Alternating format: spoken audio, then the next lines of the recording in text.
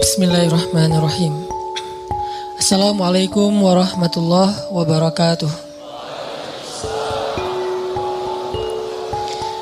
Innal hamdalillah nahmaduhu wa nasta'inuhu wa nastaghfiruh wa na'udzu billahi min syururi anfusina wa sayyiati a'malina. May yahdihillahu fala mudhillalah wa may yudlil fala hadiyalah. Asyhadu an la ilaha illallah wahdahu la syarikalah. Lahul mulku wa lahul hamdu wa huwa ala kulli syai'in qadir. Wa asyhadu anna Muhammadan abduhu wa rasuluhu la nabiyya ba'dah. Radina billahi rabba wa bi Muhammadin nabiyya wa bil islami dina. Rabbi syrah li sadri wa yassir li amri wa hlul 'uqdatan min lisani yafqahu qawli. Teman-teman yang dirahmati Allah Subhanahu wa taala, saya yakin semua kita pernah ngerasa GR. Ada yang enggak pernah kegeeran? Kalau saya dulu sering. Salah satu ciri orang yang masih sendiri itu adalah kegeeran. Karena kalau dia udah berdua gak mungkin kegeeran kan ya. Kegeeran itu kan karena belum ada yang pasti kan. Sehingga dia kayak mensugesti diri sendiri bahwa dia tuh diinginkan. Walaupun sebetulnya enggak. Ngerasa diistimewakan walaupun biasa aja. Dan kegeeran ini kadang-kadang jadi kayak hiburan juga ya. Sebelum kita tahu realitanya ya. Selama kita belum tahu yang benarnya apa, GR kayak gitu sering bikin kita terhibur. Oh iya ya dia mikirin saya. Oh iya ya kayaknya dia pengen balikan. Tahu dari mana dia pengen balikan? Ini postingan saya di like gitu. Diperhatiin misalnya ada 60 like gitu ya. Perhatiin satu-satu dilihat, oh gak ada. Posting lagi, lihat lagi, gak ada. Posting lagi, sekali ada, wah tuh GR langsung tuh. Langsung fallback. Terus fallbacknya tuh request dulu tapi. Pas request lama baru tahu realitasnya kemarin dia tuh bukan nge-like, salah tekan gitu. Dia pengen apa gitu, dikirain ada nge-tag siapa gitu kan, tekan sekali, ketekan 2 kali akhirnya jadi like. Dan dia gak terlalu perhatian yang kayak gitu-gituan, GR. Di sekolah dulu pernah GR juga, kadang-kadang kita masuk kelas IPS. Karena di MIPA kita gak lulus. Terus dia pas kita lihat list siapa aja yang masuk IPS, dia masuk juga. Wah kenapa ya dia pilih kelas IPS gitu kan ya. Jangan-jangan gara-gara ada saya, GR gitu. Di kampus juga kayak gitu, kenapa dia ngambil jurusan yang sama, kenapa dia gak pulang-pulang kayak ngerjain tugas juga, padahal biasanya dia pulang duluan, tapi kali ini pulangnya agak telat, jangan-jangan nungguin saya. Sering banget yang kayak gitu-gitu bikin kita merasa kayak happy sendiri, padahal apa yang kita rasain itu gak pernah terjadi. Semu gitu kan, fana. Jadi GR itu salah satu bukti bahwa dunia itu fana. Nah teman-teman, GR dengan manusia aja kadang-kadang menurut kita tuh agak nggak pas lah. Dan kalau kita sering kegeeran, kita sering kecewa. Makin sering GR, makin sering kecewa. Cuman kalau nggak GR juga jadi dianggap nggak peka. Kalau kita nggak GR, kadang-kadang jadi nggak peka. Kayak misalnya udah punya pasangan. Kadang-kadang dia tuh kayak ngasih kode gitu, ngasih kode, aduh. Malas banget mau keluar misalnya. Dia pengen mungkin kalau kita nggak peka, dia sebetulnya tuh pengen agak kita tuh kayak begging gitu. Ayo dong temenin saya, aku nggak bisa keluar kalau misalnya sendiri, nggak enak kalau makan sendiri, kalau jalan sendiri. Dia pengen digituin, cuman bahasanya malas aja keluar gitu. Dia nggak pengen keluar tuh gara-gara dia yang berharap, tapi kitanya nggak kegeeran, akhirnya dianggap sebagai pasangan yang flat, yang gak peka, yang garing, yang plain. Nah kadang-kadang GR butuh, tapi kalau porsinya kegedean malah jadi pemicu kekecewaan. Nah ternyata GR itu bukan cuman kejadian dalam kehidupan kita sama teman kita, atau sama sahabat kita, atau sama mantan. Kadang GR itu juga yang lebih parah berlaku antara kita dengan Allah. Dan ini tipis banget bedanya antara GR sama husnuzon. Itu bedanya tipis banget. Kita harus husnuzon sama Allah. Tapi jangan sampai husnuzon kita ke Allah tuh bikin kita kegeeran jadi gak dapat kebaikan apa-apa. Nah bedanya apa? Nanti kita cari tahu dalam beberapa contoh. Gimana caranya kita gak GR ketika kita berdoa. GR ketika kita dapat musibah. GR ketika kita dapat nikmat. Tapi juga jangan sampai bikin kita berburuk sangka ke Allah. Jangan sampai juga bikin kita gak bisa membaca tanda-tanda kebaikan dari Allah. Sehingga kalau udah kayak gitu kita malah jadi susah bersyukur. Nah kita akan bahas ini dalam tema tentang GR. Dalam bahasa Al-Quran mungkin bisa diistilahkan dengan orang yang salah satu di antara amrodul qulub, di antara penyakit hati. Cuman kalau disebut amrodul qulub, penyakit hati kan agak-agak berat ya. Dan kurang sering kita alamin, tapi kalau kegeeran kayaknya semua kita pernah ngalamin yang namanya GR. Kalau buat teman-teman yang streaming dari luar negeri, dari Malaysia, kan ada yang nanya tuh GR apa sih kan? Saya juga susah nerjemahin, ternyata GR itu bahasa Malaysia baru saya tahu tuh perasaan ya. Perasaan itu bukan meras ya, perasaan itu GR versi Malaysia atau over confidence. Nah, ada salah satu paragraf ayat GR di dalam Al-Quran. Salah satunya tuh di surat Al-Kahfi. Coba teman-teman buka surat Al-Kahfi ayat 32. Ini kisah orang yang kegeeran. Surat Al-Kahfi ayat 32. Kalau ayat kisahnya sih sampai 44. Tapi kita baca beberapa ayat aja. Surat Al-Kahfi ayat 32 sampai 44. Al-Kahfi itu surat ke 18. Ayat 32. A'udzu billahi minasy syaithanir rajim. Bismillahirrahmanirrahim. Wadrib lahum مثل الرجلين جعلنا لأحدهما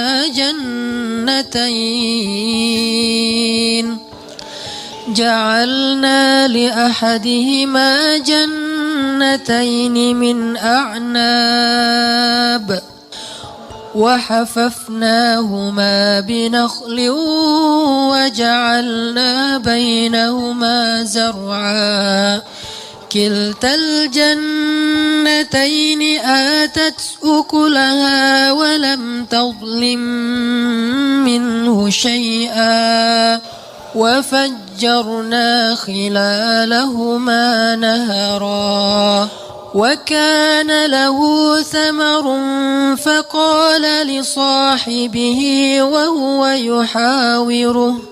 وهو يحاوره أنا أكثر منك مالا وأعز نفرا ودخل جنته وهو ظالم لنفسه قال ما أظن أن تبيد هذه أبدا وما أظن الساعة قائمة ولئن رددت إلى ربي لأجدن خيرا منها منقلبا. Dan sampaikanlah perumpamaan kepada mereka tentang kisah dua orang laki-laki Bani Israel. Yang seorang kafir, namun kami beri kepada dia dua buah kebun anggur yang kami kelilingi kedua kebun itu dengan pohon-pohon kurma. Dan di antara kedua kebun itu kami buatkan ladang. Kemudian kebun itu menghasilkan buah yang sangat banyak, yang tidak pernah berkurang sedikit pun. Dan di celah-celah kedua kebun itu kami alirkan sungai. Dan dia memiliki kekayaan yang sangat besar. Maka dia berkata kepada temannya, ketika sedang berbicara dengannya, sesungguhnya hartaku lebih banyak daripada hartamu dan keturunanku lebih kuat. Dan dia memasuki kebunnya dengan sikap merugikan dirinya sendiri karena angkuh dan kufur. Dia berkata, aku yakin kebun ini tidak akan pernah binasa selama-lamanya. Dan aku yakin hari kiamat itu tidak akan pernah ada. Dan seandainya aku dikembalikan kepada Tuhanku kelak, pasti aku akan mendapatkan tempat kembali yang lebih baik daripada ini. Sadaqallahul azim. Ini contoh orang yang GR. Gimana contoh orang yang GR? Dia itu jauh dari Allah. Malah kalau di ayat ini dia gak beriman kepada Allah sebetulnya. Dia gak menyembah Allah, dia syirik. Tapi dia ngerasa diistimewakan oleh Allah. Ada orang yang syariat gak dia jalanin, ibadah gak dia lakuin, akhlak gak baik-baik amat.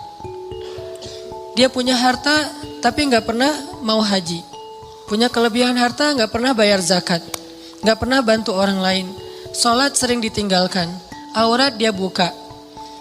Tapi kehidupannya baik, secara finansial dia sukses, karirnya luar biasa, terus networkingnya luas, pokoknya hidupnya itu kayak gak ada kekurangan apapun dalam urusan dunia. Lalu dia berpikir, oh kayaknya Tuhan gak benci-benci amat sama saya. Jadi gak penting-penting amat juga harus setaat yang si fulan. Buktinya tuh yang rajin ke masjid masih miskin. Buktinya tuh yang udah menjalankan syariat dengan baik masih susah. Buktinya yang udah haji ternyata kehidupannya gak lebih baik dari saya. Artinya dia kegeeran, ngerasa bahwa dia itu diistimewakan oleh Allah Subhanahu wa taala, padahal dia tuh jauh dari Allah Subhanahu wa taala. Ini contoh kegeeran. Atau dalam pekerjaan dia melakukan pekerjaan-pekerjaan yang sebetulnya dia tahu itu nggak boleh. Hasilnya itu nggak halal. Pekerjaan yang menzalimi orang lain, baik menzalimi secara sengaja ataupun memang sistemik. Dia sengaja ngezalimin orang kayak curang dalam timbangan gitu kan ya. Atau secara sistem memang jenis pekerjaannya itu menzalimi orang lain sehingga gak halal. Cuman dengan pekerjaan itu dia sukses gitu. Sedangkan ada temannya yang kata dia terlalu idealis, malah gak bisa sukses kayak dia. Kegeeran, merasa bahwa oh sebetulnya ini sih gak masalah kayak gini-gini amat. Yang penting kan saya nanti bantu anak yatim, fakir miskin, menyantuni panti asuhan kayak gitu-gitu untuk menghilangkan less guilty lah. Padahal dalam bahasa Al-Quran kadang-kadang Allah menyebut sanastadrijuhum min haitsu la ya'lamun. Ini dikenal dengan istilah istidraj. Istidraj. Apa itu istidraj? Pasti teman-teman pernah dengar. Istidraj itu Allah udah sampai ke tahap ngebiarin dia. Dan ini adalah paling bahaya dalam hidup seorang hamba ketika dia dicuekin sama Allah. Kalau Allah masih perhatian sama dia, ketika dia salah, Allah tegur. Ketika dia salah, Allah kasih kesempatan. Ketika dia salah, Allah kasih ujian. Supaya apa? Supaya dia insaf, terus dia balik kepada Allah Subhanahu wa taala. Kalau orang masih dikasih ujian, masih dikasih musibah, masih ditegur sama Allah dengan niat supaya dia balik, sebetulnya Allah masih perhatian sama dia. Justru ketika ada orang yang bikin dosa, terus Allah biarin aja, gak ada masalah setelah dia bikin dosa dan seterusnya, kayaknya hidupnya tuh lempeng, nyaman. Sebetulnya Allah lagi nyuekin dia, dan dicuekin Allah itulah seburuk-buruk kondisi seorang hamba. Makanya ada surat pembukaannya itu adalah kata-kata cuek. Makanya surat itu kalau kita baca gak boleh pakai bismillah, ta'awuz langsung ke ayatnya. Yaitu surat apa? Surat Baro'ah. Atau nama lainnya adalah At-Taubah. Baro'atun. Arti baro'atun tuh terserah lu deh gitu. Baro'atun tuh arti lainnya terserah kamu deh. Atau saya udah gak mau ikut-ikutan ya. Atau bahasa lain udah cuek aja deh, biarin aja dia sendiri. Atau bahasa sosmednya Allah unfollow sama dia. Masih mending unfollow, masih bisa dilihat di history ya. Di blog ini baro'atun. Kalau dalam bahasa surat yang lain zarhum, biarkan mereka. Yakhudu wa yal'abu, bersenang-senang, bermain-main. Ini paling bahaya. Dan orang dalam kondisi kayak gini kadang-kadang kegeeran.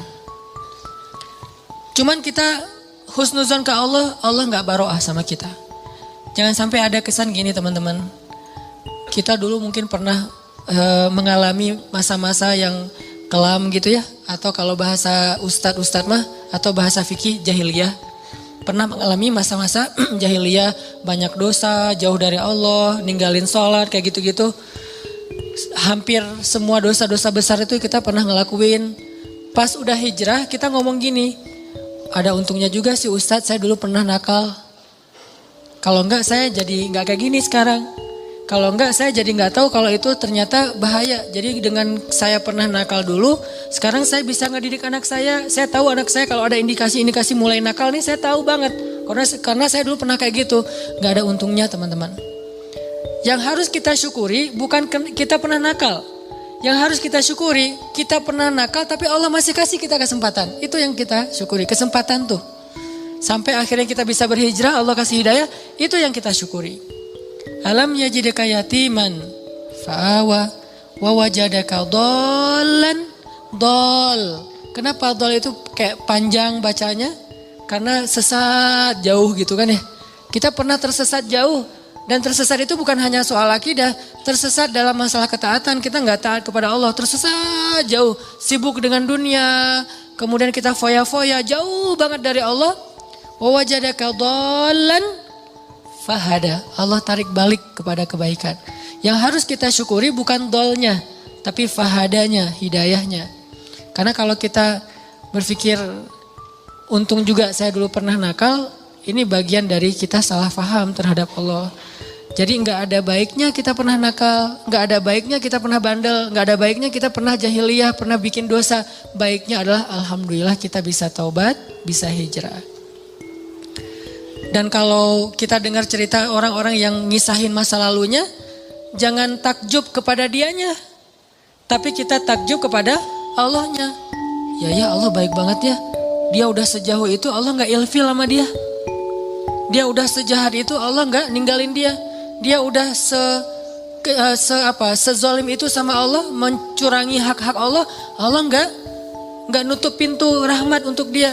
Allah itu maha baik. Jadi yang kita kagumin tuh Allah yang udah nyelamatin dia dari masa-masa yang sulit. Bukan justru dia, oh hebat ya lo bisa bikin dosa terus taubat, enggak. Bukan dia yang hebat, Allah yang hebat.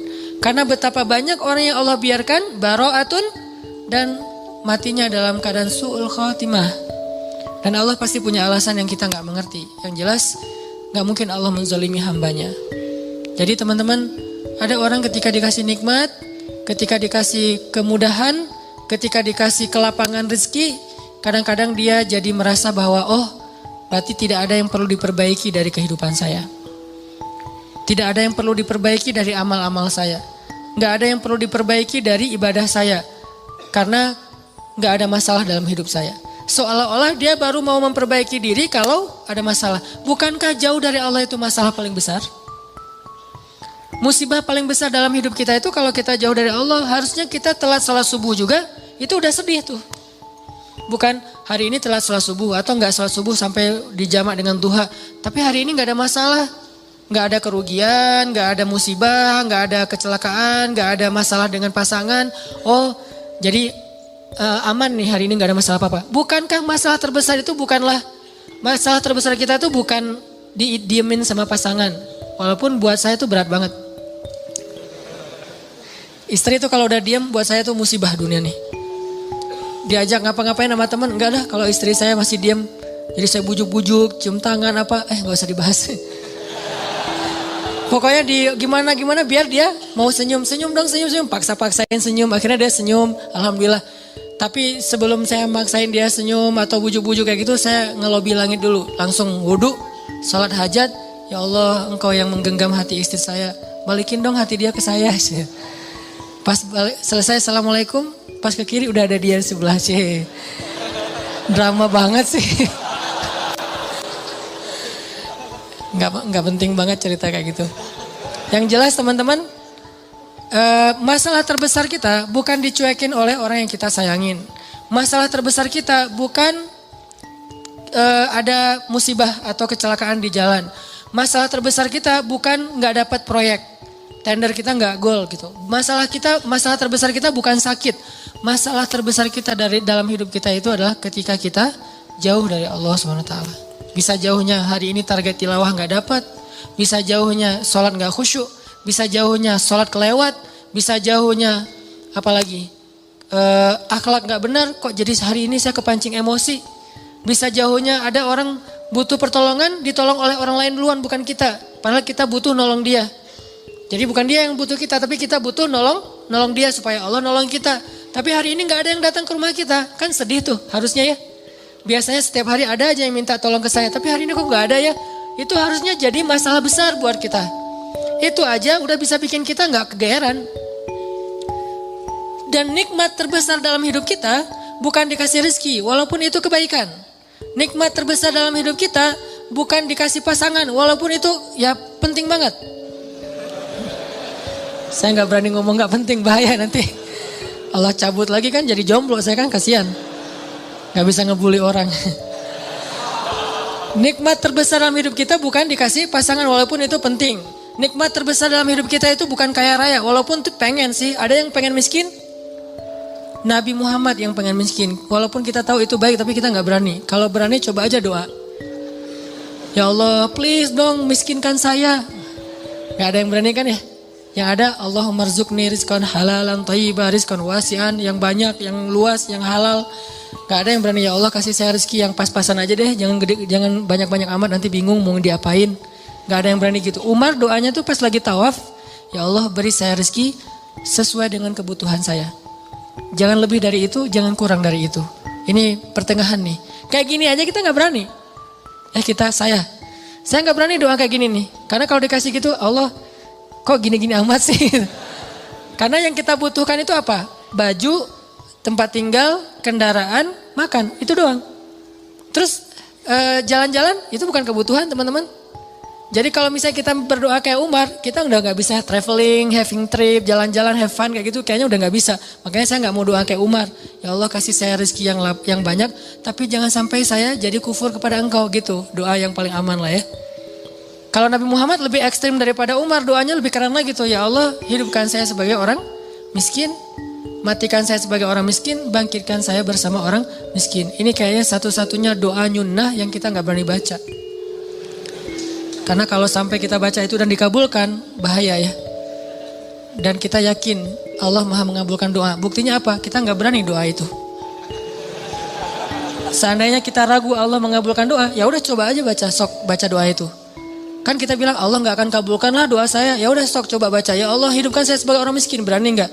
Kalau kita gak berani, berarti secara alam bawah sadar kita masih mengakui Allah maha mengabulkan doa. Buktinya gak berani minta miskin. Balik lagi, nikmat terbesar yang Allah kasih kepada kita adalah nikmat kedekatan kita dengan Allah Subhanahu wa taala. Dan setelah itu Allah limpahkan nikmat-nikmat lain yang lebih banyak.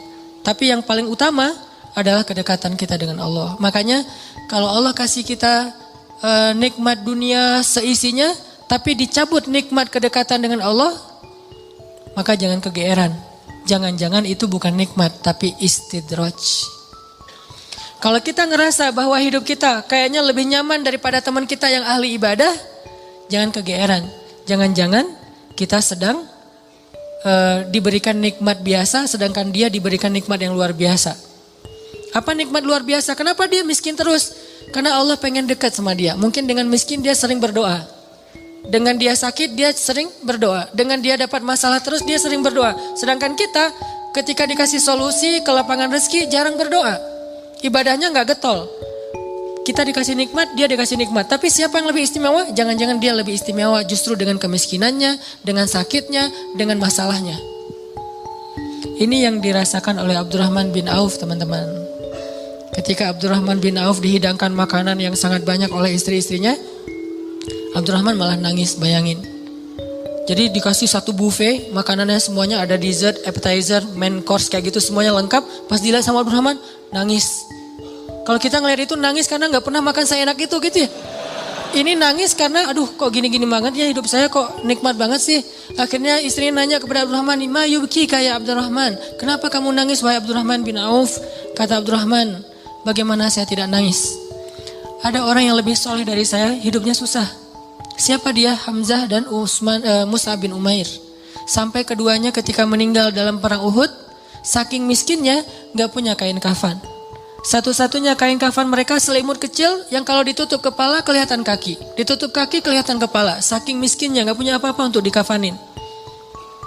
Sedangkan saya yang amalnya sedikit, Allah limpahkan nikmat yang sangat banyak. Saya jadi curiga, kata Abdurrahman bin Auf. Curiga apa? Jangan-jangan mereka yang lebih soleh, kesolehan mereka itu dibalas oleh Allah nanti di akhirat. Makanya diirit di dunia. Sedangkan saya gak soleh-soleh amat. Ketidaksolehan saya itu dibalas di dunia. Terus dapat apa nanti saya di akhirat? Nangislah Abdurrahman bin Auf. Gak jadi makan. Ini artinya orang kaya tapi gak GR. Kalau yang barusan kita baca di surah Al-Kahfi, orang kaya GR. Allah sayang banget ya sama saya. Nanti kalau saya meninggal pasti dikasih yang lebih banyak lagi. Ini teman-teman. Ternyata ukurannya biar kita gak GR itu adalah siapa yang paling dekat kepada Allah. Kalau ada orang kaya dengan kekayaannya rajin sedekah, kita harus acungkan jempol. Oh berarti dia dengan kekayaan itu makin soleh. Kalau kita dengan kekayaan rajin sedekah, rajin bantu orang lain, mudah-mudahan kita husnuzon di sini. Tapi kalau dengan kekayaan kita jadi lalai, jangan kegeeran. Di sini bukan bab husnuzon, tapi bab introspeksi diri. Jangan-jangan kita kena istijraj level 1 walaupun belum level 7. Ujian bisa bikin kita salah sangka kepada Allah Subhanahu wa taala. Seolah-olah Allah kalau kasih ujian itu kayak gak suka sama kita. Padahal kadang Allah kalau kasih ujian itu tandanya masih perhatian sama kita. Kenapa tuh perhatiannya ngasih ujian? Bisa banyak banget alasannya. Bisa pengen ngapusin dosa-dosa kita, bisa pengen ngangkat derajat kita, walaupun kita gak usah terlalu kegeeran ke sana, minimal menghapus dosa-dosa ya. Bisa juga emang mungkin hanya dengan cara dikasih ujian kita rajin beribadah. Dan itu kita banget kayaknya tuh. Kalau lagi banyak masalah, tahajudnya rajin. Mendekati ujian nasional, tahajud gak tinggal selama sebulan. Hari ujian nasional terakhir, malamnya udah gak tahajud lagi. Kan kita banget nih. Nah orang yang tipenya kayak gini kadang emang cara untuk biar dekat ke Allah emang dikasih ujian. Makanya jangan jadi tipe kayak gitu. Walaupun ada orang lain yang soleh tapi tetap dikasih ujian. Kenapa? Karena Allah Subhanahu wa taala benar-benar pengen lebih dekat sama dia. Makanya Nabi bilang asyadun nas balaan al-anbiya summas salihin. Orang yang paling banyak diuji sama Allah itu orang para nabi, kemudian orang soleh, kemudian yang mendekati kesolehan dan seterusnya dan seterusnya. Ternyata kadang ketika kita dikasih nikmat, kita tuh jadi kegeeran. Jangan-jangan ternyata nikmat itu bukan sebuah anugerah, justru nikmat itu adalah sebuah istidraj. Gimana kita ngebedain anugerah sama istidraj? Indikatornya sederhana. Seperti apa hubungan kita dengan Allah lewat nikmat itu. Kalau nikmat itu menjauhkan kita dari Allah dan makin nikmat makin jauh, biasa-biasa aja, lempeng dalam urusan agama, berarti nikmat itu adalah istidraj. Kalau nikmat itu bikin kita makin bersyukur, bentuk syukurnya bisa makin dekat ke Allah dalam bentuk ibadah, bisa juga makin banyak manfaatnya ke orang lain dengan berbagi, berarti nikmat itu adalah anugerah. Dua-duanya nikmat, karena dua-duanya dinikmati. Tapi ada anugerah, fadl, ada juga istidraj.